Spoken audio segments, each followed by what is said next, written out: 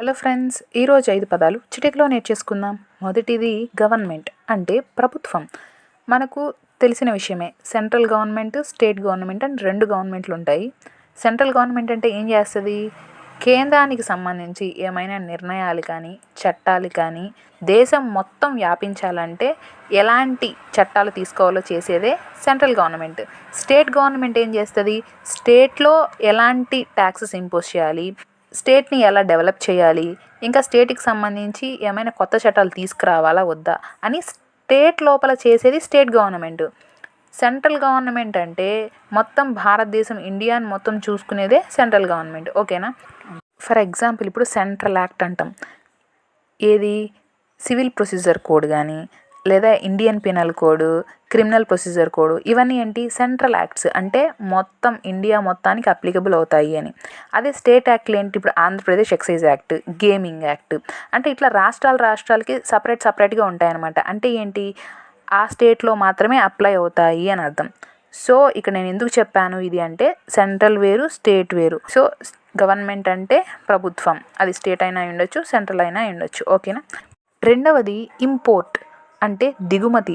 ఇతర దేశాల నుంచి మనం ఏదైనా మన దేశంలోకి తెప్పించుకుంటే దాన్ని దిగుమతి లేదా ఇంపోర్ట్ అని అంటారు. ఇప్పుడు మనకు చైనా నుంచి కానీ, లేదా అమెరికా నుంచి కానీ కొన్ని ప్రోడక్ట్స్ అనేవి మన దేశంలో లభించినా సరే కొంచెం బిజినెస్ పరంగా ఇంపోర్ట్ అనేది చేసుకుంటాం. అంటే మన దేశంలోకి తెచ్చుకుని అమ్ముతారు కదా. కొన్ని ఇది చైనా ప్రోడక్ట్ ఇట్లా అంటారు కదా, ఇది చైనా ఫోను ఇలా. చైనాని ఎందుకు చెప్పానంటే మన అందరికీ ఎక్కువ తెలిసింది చైనా ప్రోడక్ట్సే కదా. సో అందుకని ఆ ఎగ్జాంపుల్ వాడాను. ఓకేనా? ఎక్స్పోర్ట్ అంటే ఎగుమతి.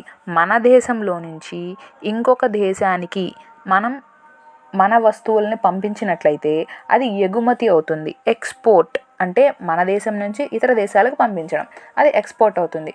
ఇంపోర్ట్ అంటే ఇతర దేశాల నుంచి మన దేశంలోకి తెప్పించుకోవడం. ఓకేనా? తర్వాత 4వది ట్రాన్స్పోర్ట్ అంటే రవాణా. రోడ్డు మార్గం అవ్వచ్చు, ఫ్లైట్లో వెళ్ళచ్చు, నీళ్ళల్లో వెళ్ళచ్చు, ట్రైన్లో వెళ్ళచ్చు. సో ఎలా వెళ్ళినా సరే అది ట్రాన్స్పోర్టే అవుతుంది. ఓకేనా? ట్రాన్స్పోర్ట్ అంటే రవాణా, ప్రయాణించడం అన్నమాట. తెలుసు కదా అందరికీ. తర్వాత 5వది అంటే ఎక్సైజ్ ట్రీ అంటే మనం రోజు మార్నింగ్ లేసి చేసే ఎక్సైజ్ కాదు. ఎక్సైజ్ అంటే మందు గురించి అన్నమాట. బీరు, విస్కీ, రమ్ము, జిన్ ఇవి ఉంటాయి కదా. సో వీటి గురించి చెప్పేదే ఎక్సైజ్ యాక్ట్ కదా. ఇప్పుడు ఎక్సైజ్ ట్రీ అంటే ఏంటంటే, ఇప్పుడు కళ్ళు తీస్తారు, గుర్తుందా? తెలుసా? కళ్ళు ఒక తాటి చెట్టు నుంచో లేకపోతే ఈత చెట్టు నుంచో తీస్తారు. మందుని తయారు చేయడానికి ఏ ప్రోడక్ట్స్ అవసరమో, ఇప్పుడు గ్రేప్స్తో కూడా వైన్ చేస్తారు కదా. సో ఇలా మందుని తయారు చేయడానికి కూడా కొన్ని రకాల వృక్ష జాతులు సంతతికి సంబంధించి మొక్కలు అనేవి యూస్ అవుతాయి అన్నమాట. సో ఆ కళ్ళు ఉత్పత్తి అయినా లేదా ఏదైనా మందు తయారు చేయడానికి ఉపయోగించే మొక్కలైనా సరే వాటిలన్నిటినీ కలిపి ఎక్సైజ్ ట్రీ అంటారు. ఎక్సైజ్ అంటే మందు, ట్రీ అంటే చెట్టు. మందు ఏ చెట్టు నుంచి అయితే తయారు చేస్తారో ఆ చెట్టుల్ని మనం ఎక్సైజ్ ట్రీ అనొచ్చు. అర్థమైందా? ఇవి ఇవాల్టి 5 పదాలు. మీకు నచ్చినట్లయితే లైక్ కొట్టి, షేర్ చేసి, సబ్స్క్రైబ్ చేసుకోండి.